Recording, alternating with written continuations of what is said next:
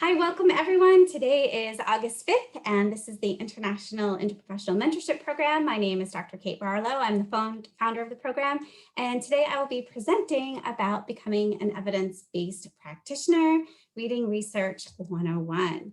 So one of the things that I'm going to talk about first is me. So I'm an associate professor at American International College, and I'm also the CDC's Act Early Ambassador for the state of Massachusetts. I am the founder of this program, and all of the webinars that we record, we put on this website here, this libguidesaic.edu OT resources page. So you can find all of the previous webinars there, as well as some resources that have been shared. And if you would like to join our group, please just email me and I will add you to the group email list. I am a pediatric therapist by trade, and my area of specialty is feeding and swallowing. So thank you all for coming so much today. We're really going to talk about what is evidence-based practice and why it's important to be an evidence-based practice clinician. So the definition of EBP really is a little bit different depending on where you look for the definition. But I think the main thing to take away is that it's really a combination of the latest research that's out there, combined with the professional expertise of the clinician. So really having the clinical expertise and the eyes, the lens from the clinician, as well as involving the clients, their views and their preferences. And this three rings here together is what we really consider evidence-based practice. I think this is important because it's not just the research. A lot of times there's new emerging fields in OT. We don't always have research supporting yet everything that we do. But you might have a clinician who's been implementing this new treatment plan for the past 5 years and has really been taking outcomes and sees that it works.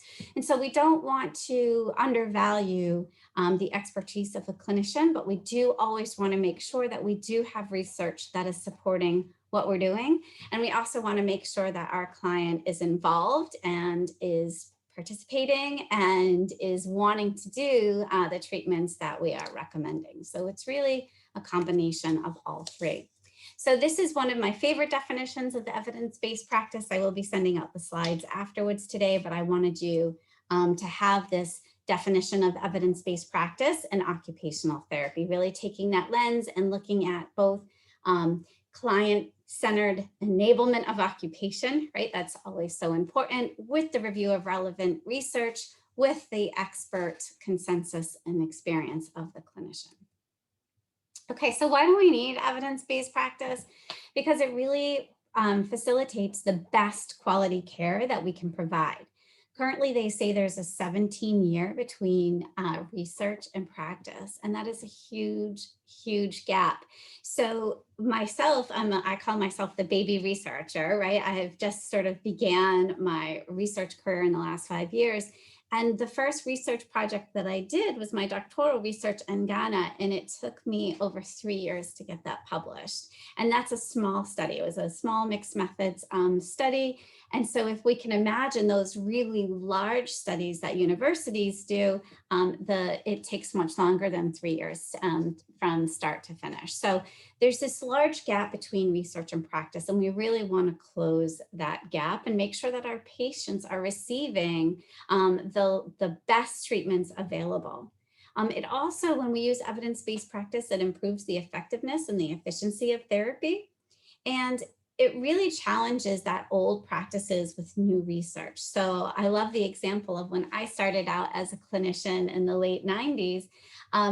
We used to rest patients when they had a DVT, a deep vein thrombosis, right? So they would go on bed rest. Well, that has been new research. We don't do that anymore. And so when I was a director of rehab, there was a clinician who wasn't keeping up to date, and he was trying to rest patients with a DVT, and we no longer rest patients. So it's really important that we stay up to date with the latest research and that we keep questioning why we do things. Just because we've been doing them, why? Is there research to support that? And really making sure that we're doing the research that we can, or at least taking outcomes to make sure that what we're doing is actually working. And in the United States, what's happening is that a lot of times insurance companies are not covering treatments that are not founded in research. So if I'm not sure how that translates globally, but at least in the United States, we have to have research supporting the treatment activities that we're doing, or we may not be reimbursed for them. So this is a lot of reasons of why it's really important to do research, to stay up to date with research, to take outcomes on what you're doing, and really just make sure that you are providing your patients with the best therapeutic activities available. And why is that so very important? It's so that we're providing quality to our patients, right? So this is my little son, and I love this picture of him because he was not talking. And I kept fighting with the doctor, the pediatrician, to get me, please, he's not making any sounds. He's not making any sounds. And I was fighting with her. I started fighting like at 9 months. She didn't give me a script until he was like over a year. He started speech therapy when he was 18 months. And then he was talking by 2 years of age. But, the earlier, the better, right? So when you're working in pediatrics, the sooner that you can detect a delay, then the better the outcome for the child. So as soon as we can detect delay and we get the services they need, the less services they will actually need in the end, the better outcome for the child. So we just really want to make sure we're staying up to date and we're detecting delays as soon as possible for children. And because it's really all about our patients. This is why we went into this field in the first place. Okay, so there's qualitative research and there's quantitative research. And so where was I going to start today? So I decided to start with quantitative research. And these are some of the terms that we are going to be talking about: statistical significance, power, effect size, the levels of evidence, confidence level. And hopefully by the end of today, you'll all feel very comfortable with these terms. So I'm going to start with the levels of evidence, and depending on what discipline you're in, maybe if you're a physician's assistant or a speech therapist or an occupational therapist, the levels of evidence are defined a little bit differently. But the American Occupational Therapy Association defines the level of evidence as 1, 2, 3, 4, 5. So if you might be a pediatrician, you might have level 1, A, B, C. We're not going to, we're just going to use this scale here that we use in occupational therapy here in the US. And we're going to talk about these 5 levels. So starting with level 1, this is the highest level of research that you can get. And when we talk about these levels of evidence, it's important because how confident are you in the research that you're reading, right? So you're appraising this research article and you see that it's a meta-analysis. Okay, so if you're reading a meta-analysis and it's from a good journal and you're reading it over, you can feel really confident about those results. And so that's why it's really important to understand what the level of evidence is for the article that you're reading, because if it's a level 1, you're going to feel much more comfortable with those results versus if it's a level 5, right? So when you're looking and choosing treatment activities for your patients, where's your level of confidence in choosing, the activity that you're going to do? So you're going to feel much more comfortable with a higher level of research. So we talk about randomly controlled trials. A randomly controlled trial, okay, usually if they have an N, so there's more than 30 participants, so your N is how many participants. If there's usually more than 30 participants, it's probably enough to find statistical significance. So when we talk about what is a high quality randomly controlled trial, typically, I mean, there isn't a definitive guideline here, but let's talk about, 30 or greater, all right? If you have 30 more or an N of 30 or more, and you might be able to find statistical significance, so that's what we would consider a high quality randomly controlled trial. A systematic review is when a researcher takes a bunch of different studies, hopefully mostly randomly controlled trial, and they synthesize all of this data for you. And this is also considered a level 1 evidence. Different databases, you might be familiar with PubMed. Well, Cochrane is a database that only prints systematic reviews. So if you wanted to quick look up, say, oral motor treatments and you didn't have a lot of time, going straight to the Cochrane database would be great because you know you're getting only level 1 evidence. And so that is, if you haven't checked out the Cochrane database previously, I highly recommend it. And then the highest, right, the highest level of evidence that you can get is the meta-analysis. And the meta-analysis is when a researcher not only does a systematic review, right? So they gather all of this different research on this one topic area, and they have an inclusion and exclusion criteria. But what they do is they combine the statistical results. They combine it all to get this highest level of evidence. And so this is extremely difficult to do. It's very time consuming to do, and it takes a level of mathematical ability that I do not have, but people who have PhDs typically know how to do this, right? But if you have a meta-analysis, this is the gold standard. This is as high as level evidence as you can get. So the next level down is a level 2 level of evidence. And when we talk about level 2 evidence, we're usually talking about 2 groups, right? But they're not randomized. So examples of this might be a cohort study with a control group or a case control design with a control group, but it also includes those really small randomly controlled trials. So maybe there's like 5 and 5, right? So you have an N total of 9 or 10. Good math there, Kate, right? So the really small randomly controlled trials can be considered a level 2. When we think about level 1, we're thinking 2 groups randomized and over 30. When we're thinking level 2, we're thinking really small randomized control trial, you know, maybe 10, 15 participants. And then we're also talking about studies with 2 groups, but they're not randomized. So what is a cohort study? This is a longitudinal study that follows a group over time, and they perform cross-sectional data at intervals through time. And a case-controlled pre-test post-test study is an observational study that compares 2 groups, one with a disease or intervention and one without. And that's a lot of times what we see for level 2. All right, so a level 3 study is one group. Okay, so if you only have one group that you're studying, it's going to be a level 3. So, but it's still an experimental design, but you might have like a pre-test, post-test, a longitudinal, a cross-sectional, right? But there's only one group. So, what is a time series study? This is a longitudinal study that captures data at specific, usually equal spaced periods. So usually when we talk about that, we're talking about like the ocean tides is a good example of that. And then the cross-sectional study is the type of study that collects data on a group or population at one specific point in time. So if you have an event, let's say, you know, there was a volcano on the island, and so you talk to all the parents after the volcano erupted, that would be an example of a cross-sectional study.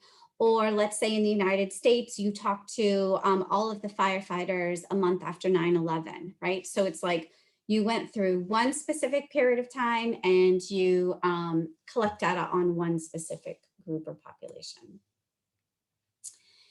So level 4 evidence is really the most popular right now during COVID, and your survey studies are your level 4 evidence. And so survey studies have been really the easiest to do during COVID. I know one of my studies got canceled during COVID because you're just not able to access patients at this time.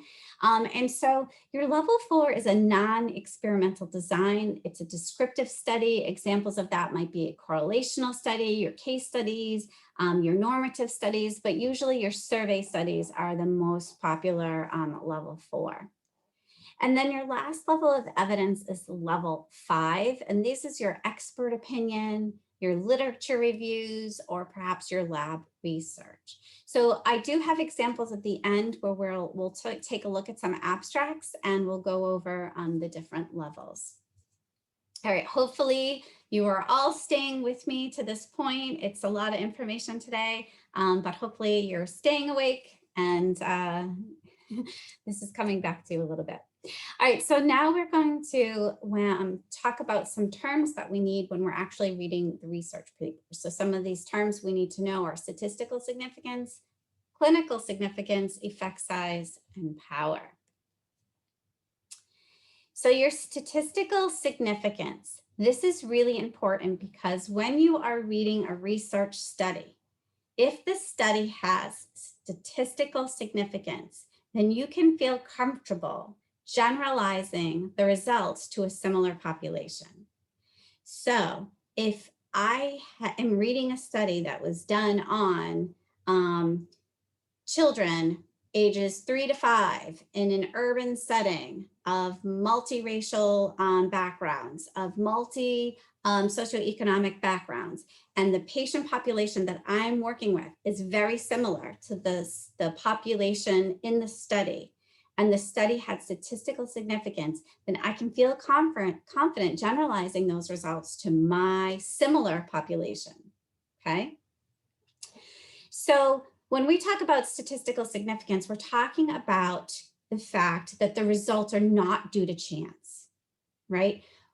We can feel confident. So this is that confidence level. In the social sciences, we set the confidence level at 95%, which means that we are 5 out of 1,000 occurrences of the phenomenon could possibly be due to chance. This implies, right, that 95%, we are 95% certain that the results of our treatment were from the treatment and not to chance. So when we see this written in a research article, it's expressed as P is less than 0.05, okay?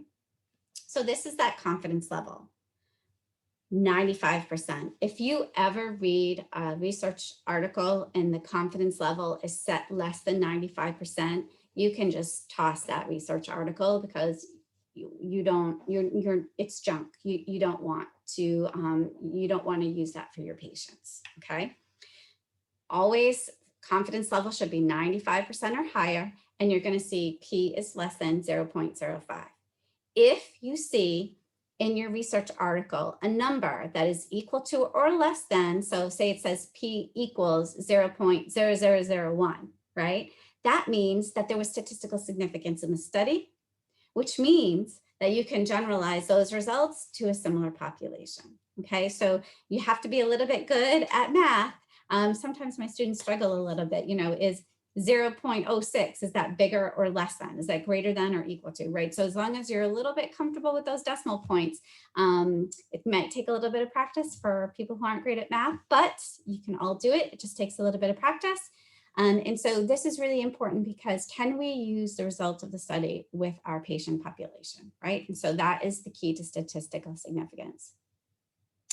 The most commonly used tests for determining statistical significance are the Pearson's chi-square and the t-test. So you see the t-test a lot, paired t-test, this type of t-test, right?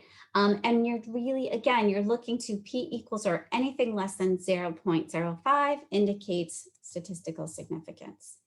And again, I know I've said it like 3 times already, but if the results are statistically significant, then you can say, okay, I can use this with a similar population. Clinical significance is different than statistical significance. These are not the same, okay? So when a research paper is clinically significant, the paper didn't reach statistical significance, but it might still be clinically significant because the study still has power. We'll get to power in just a second, okay? So the results of the study are really meaningful because the study has power, even though it doesn't necessarily have statistical significance. And one of the ways that a study can have power without statistical significance is by having a large effect size. So if if a study has statistical significance and it's looking great, it's a new treatment approach for your patient, it's clinically significant for your patient, okay? So it's statistically significant, it's clinically significant, yes. Let's say the study does not have statistical significance, but it has a large effect size. It still could be considered clinically significant. And when you use your clinical expertise and your really good analysis of the research skills, you're praising that research, you're using your clinical expertise, you're looking at that study and you say, you know what, I think that these results are worthy for me to discuss this with my patient to see if my patient is interested in trying this treatment approach. So then you're using the latest research, even though it doesn't have statistical significance, maybe it has power through a large effect size. You're using your clinical expertise to reprise that article, really think about your patient, the specific context, the treatment approach. Now you're going to pull in the patient, you're going to discuss all of this. And if the patient says, you know what, yes, I'd like to try that treatment approach, then maybe you decide to move forward. And that's why this clinical significance is so important. So effect size is really good to know, because a lot of times in occupational therapy research, we don't have this large N for our studies, right? So like, let's look at pediatrics, right? So in pediatrics, let's say I have 40 children with cerebral palsy who are agreed to be in my study, right? And the study is only 6 weeks. Well, they start coming and then some of them get sick. It's the wintertime. A couple moms or dads, they don't have transportation and they can't make it. And then all of a sudden I had 40 patients that started the study and I ended up with 22 at the end of the study, right? And so now I don't have that large N. I'm probably not going to be able to reach statistical significance because I don't have enough patients to reach statistical significance. But let's say the magnitude of the treatment effect was large, right? This is the effect size. It's completely independent of the sample size. So sample size is your N. So whether your N is 1,000 or whether it's only, 12 patients, effect size is independent from that.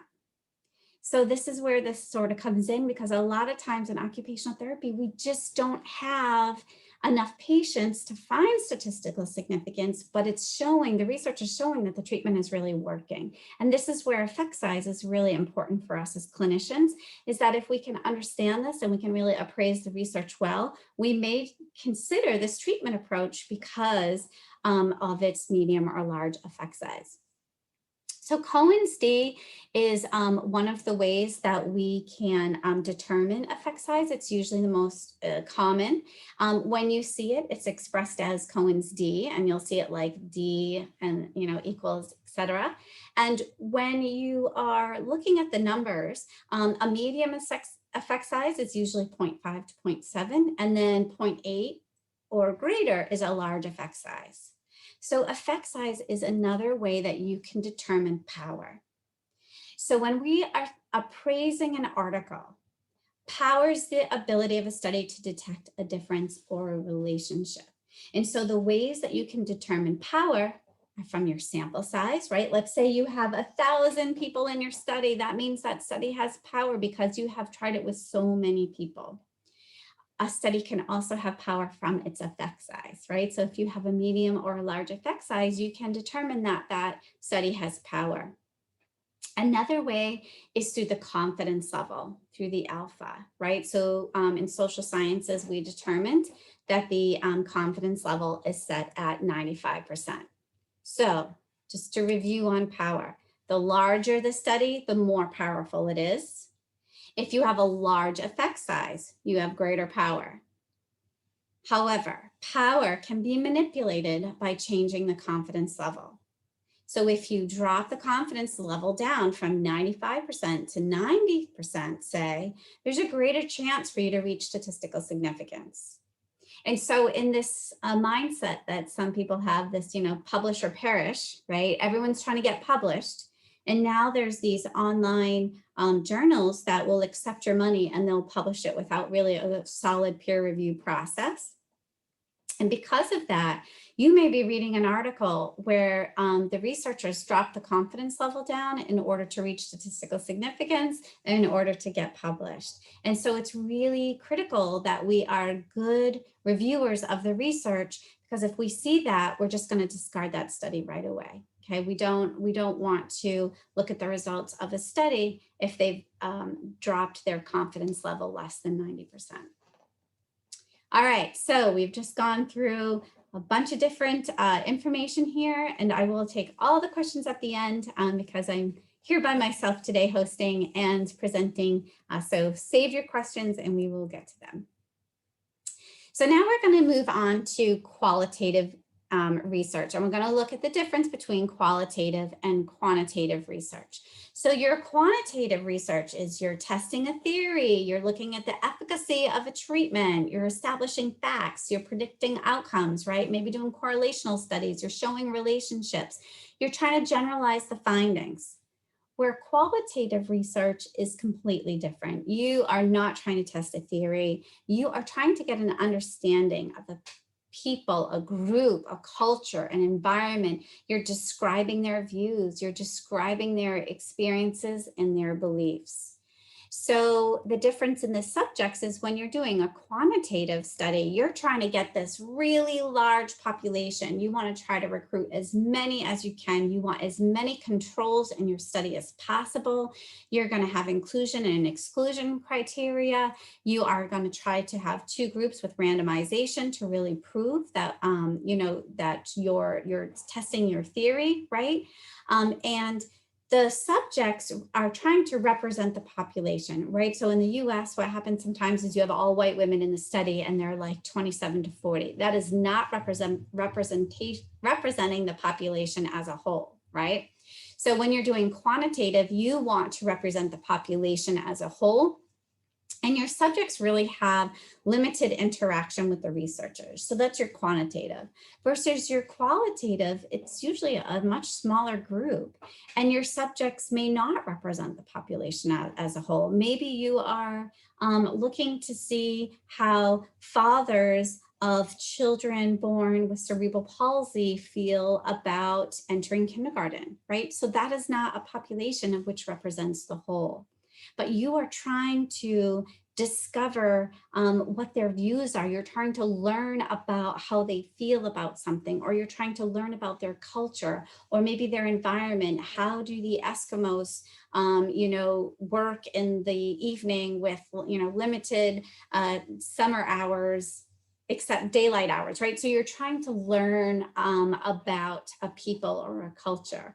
And the researchers typically have much more intense contact with the subjects. They're really trying to learn about them. And the longer that the researcher is involved with the subjects, the more validity the study actually has. So you're sort of this prolonged engagement that the researchers have with the subjects in a qualitative research, the better the research. So it's very different than the quantitative study.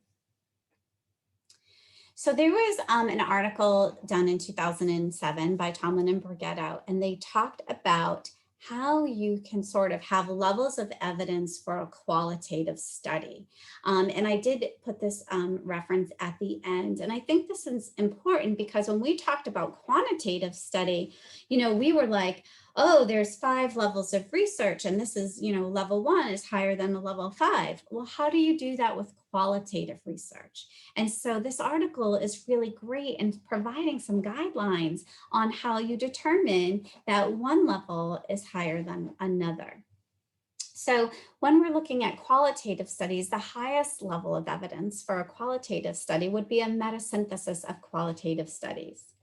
The next would be a qualitative study with more rigor. So one of the they're really looking at 3 different things for their rigor. One would be prolonged engagement, right? So were the researchers with that population for 6 months, or were they there for a week?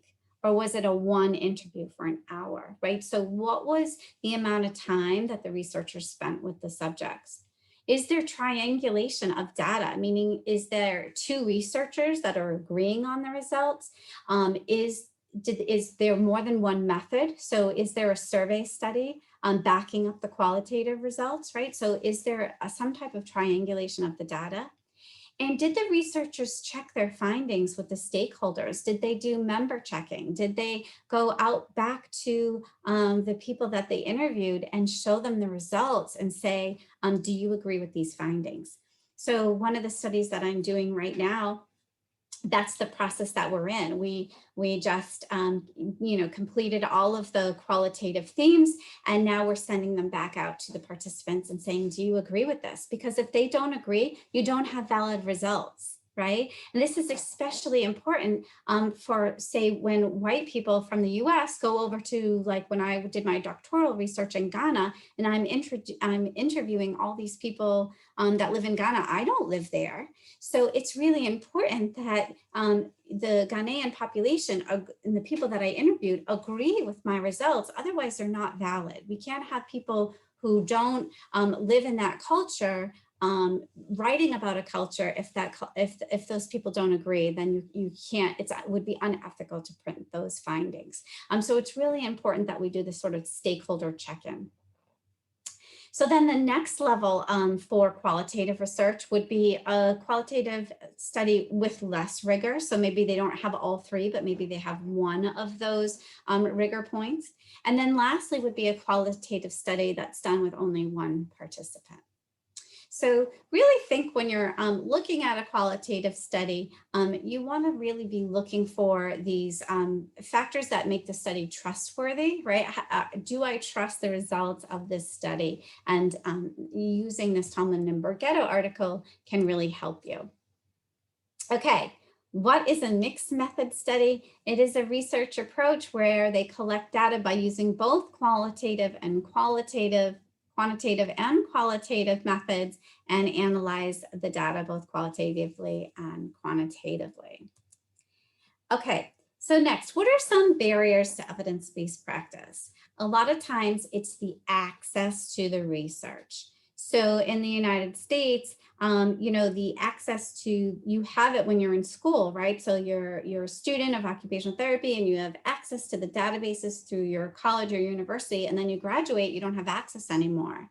So we really try to encourage practitioners to take students, because when you take a student, most of the time the student's university or college will give access to the fieldwork educator. So the clinician that's taking the student, the clinician will then get access to the college's university library, which is really nice. How else do you get access? Are you a member of WFOT? Because that allows you access to their journal. So really, can you pay a fee to remain getting, so let's say you went to the University of Zimbabwe that we were talking about earlier. Let's say you got your degree there. Can you pay as an alumni a smaller fee to maintain your access to the library? So it's something to really think about. Another barrier is a lack of time to conduct a literature review. This is really time consuming. And when I was a director of rehab, that was something that I was really trying to get with my boss, right? Like, can I put in the schedule, let's say if there's a cancellation or, there's a dressing change, it's the last patient of the day and nursing comes in and says they have to do a dressing change. And now the therapist is waiting 20 minutes and they have 20 minutes. Can they do research during that time and it won't count against them for their productivity? So I was really trying to get that approved. I never did, but when I worked in the children's hospital in their outpatient setting, they did allow a certain percentage of your day. So like cancellations in your week, you were allowed a certain percentage that you could use for research. So can you, are you a manager or a director that you can sort of advocate for your therapist to be allowed time to conduct a literature review and they get paid for their time? Another barrier is the lack of skills to conduct a literature review. So that is one of the things that I actually teach in the evidence-based practice course that I teach at American International College. And I can if you email me after this, I can send you the log that I use to teach students to have a very methodical way. You know, what are the dates of your search? What was the database? What were the search terms? What years did you use? What was the results? And that way you're not repeating your search, or especially if you have multiple people working on the lit review, if you're on a Google Doc where you're all sort of working on it, so you're not repeating your efforts. You know, if you're doing PubMed, I'm going to do Cochrane and et cetera. So you're using different databases. One of the barriers is the lack of skills to appraise research. That's what we're really talking about today. And then lastly is the ability to apply the research that you've found. So there are tools to help you analyze the research that you found. The Pedro scale is one, the Alberta is one, and the CASP tool is another.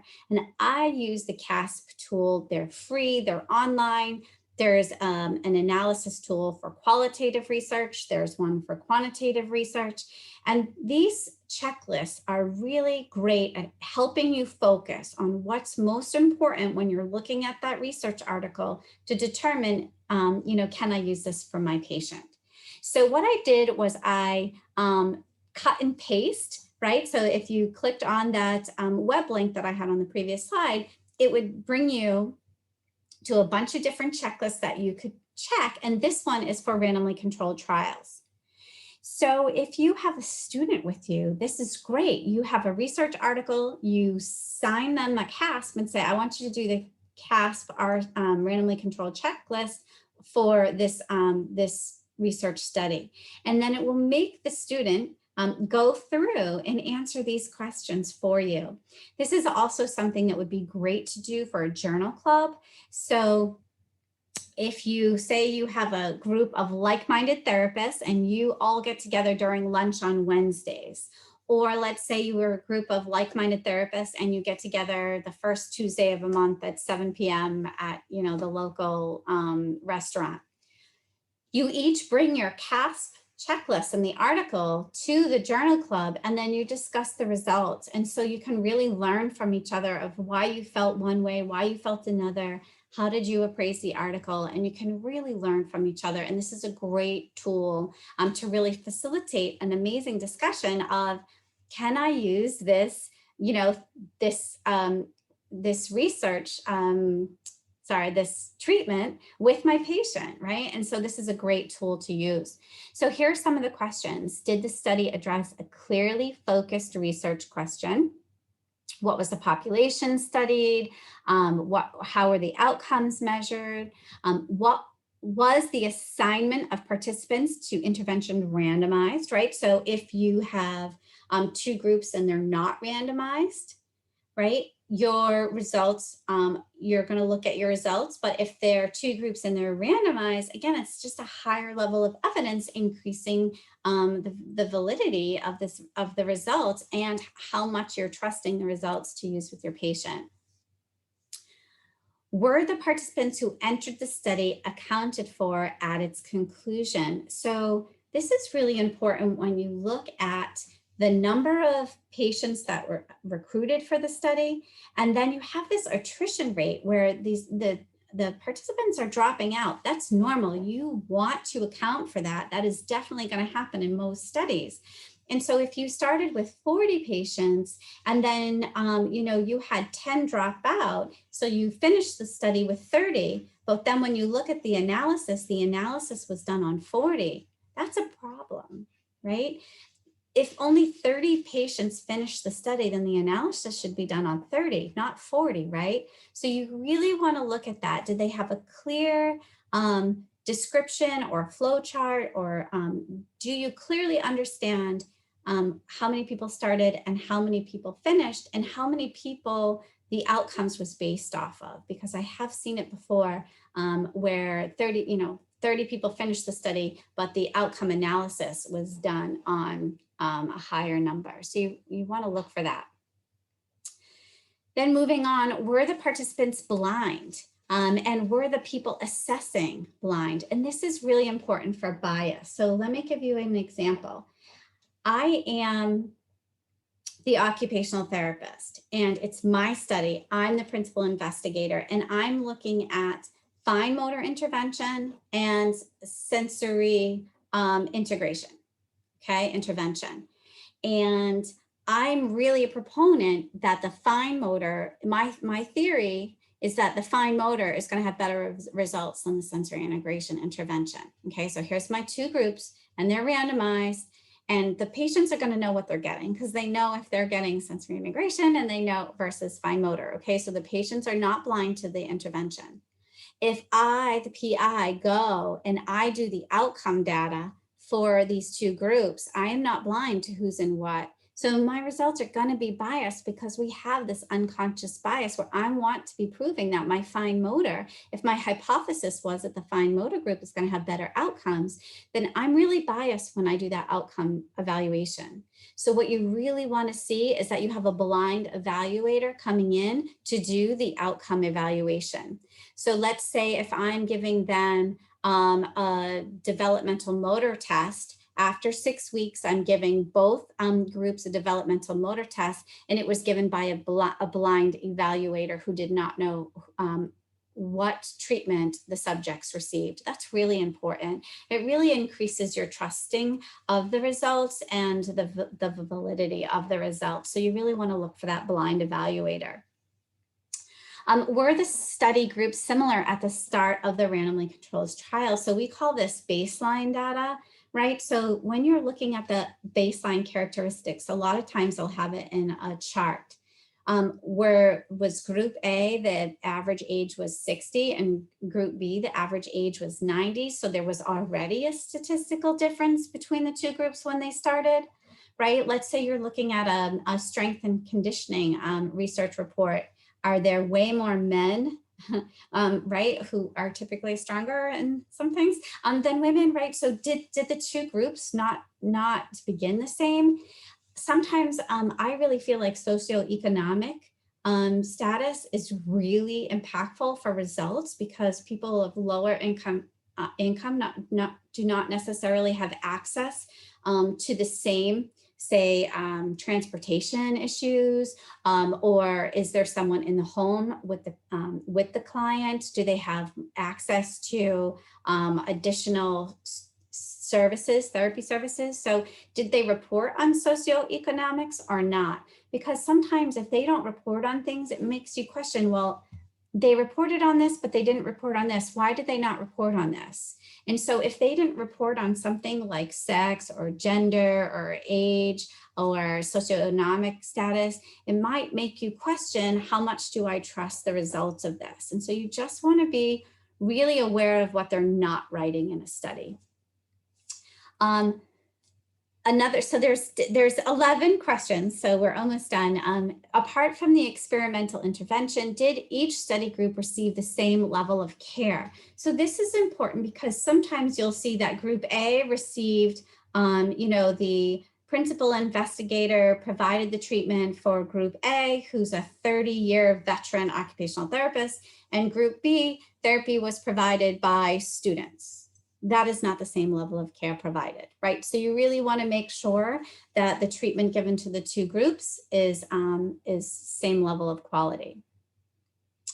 Were the effects of the intervention reported comprehensively? So this is when you really want to look at all of the statistics that are done. What test did they run? Was that the right test? Was there follow-up? What were the p-values? Is everything reported correctly? You really want to take a look at all of that.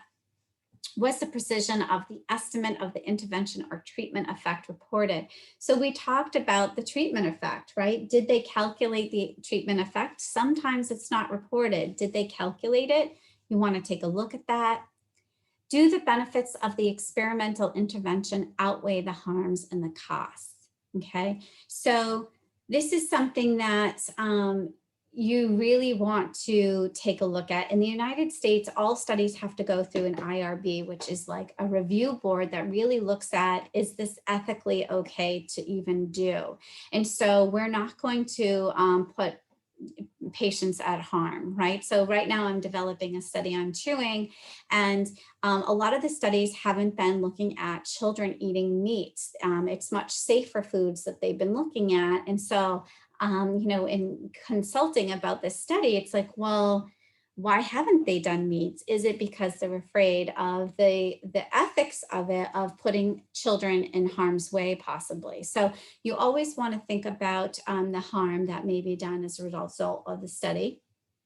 And then most importantly here, number 10, can the results be applied to your population, right? And so you've gone through all this study, and let's say it's, well, we're talking about Zimbabwe today. So let's say the study was taking place in Zimbabwe, okay? And it's a great study, and it's so awesome. And it was done with 50 patients in Zimbabwe. Well, I'm a US clinician, okay? Given all the contextual factors, the population, can I apply those results that were done in Zimbabwe to my population here in Massachusetts? And so you really want to take a look at all of those factors. And that's a lot of times where that baseline data information comes into play, for you to be able to use that clinical judgment to say, all right, the results were statistically significant, which means I can generalize my results to a similar population. However, is my population similar enough? And so these tools right here, these CASP tools, there are other appraisal tools out there, but I highly recommend you use them in your practice for appraising, because they really help you focus in on what's the most important pieces to your study. Okay, we are going to pause here, and we are going to do a little bit of practicing. I've been trying to look at the time here. We have 10 more minutes. And so I will go through a couple abstracts with you, and then we will go through the questions. So if you have not already, please go ahead and put your first and last name and your email address in the chat box if you would like to receive a certificate of attendance. David will mail those out to you, email those out to you sometime in the next couple weeks. He's on vacation, so he's not here today. But if you haven't already, go ahead and enter that into the chat box, and we will go ahead and get started. All right, so just a review for the levels of evidence. We're going to look at some abstracts, and I'm going to ask you what the level of evidence is. So the level 1 is your high quality randomly controlled trials, your systematic reviews, your meta-analysis. Level 2, you still have 2 groups, right? But maybe they're not randomized, or maybe you have a really small sample size. Level 3 is only 1 group. Level 4 is your descriptive studies, non-experimental designs. These are often your survey studies. And then level 5 is your literature review, expert opinions. All right, here's your first one. National Survey of OT Practitioners' Involvement and Response to Intervention. We mailed a survey to a random sample of 1,000 practitioners. Survey is a level 4, okay? So that is a level 4 evidence. Next one, functional capacity and self-esteem with people with cerebral palsy. Method. We conducted a cross-sectional observational study of 108 people with cerebral palsy. So 1 group. If there's 1 group, it's a level 3, okay? Now we look down here at the bottom, and it talks about the results. P equals 0.003. This study, these results right here, are statistically significant. Confidence level is at 95%. Okay, so you're going to look at this study, and you're going to say, all right, there's statistical significance. I can now generalize these findings to a similar population. Next one. Okay, a site program at IUPUI, a post-secondary program for individuals with intellectual disabilities. Abstract.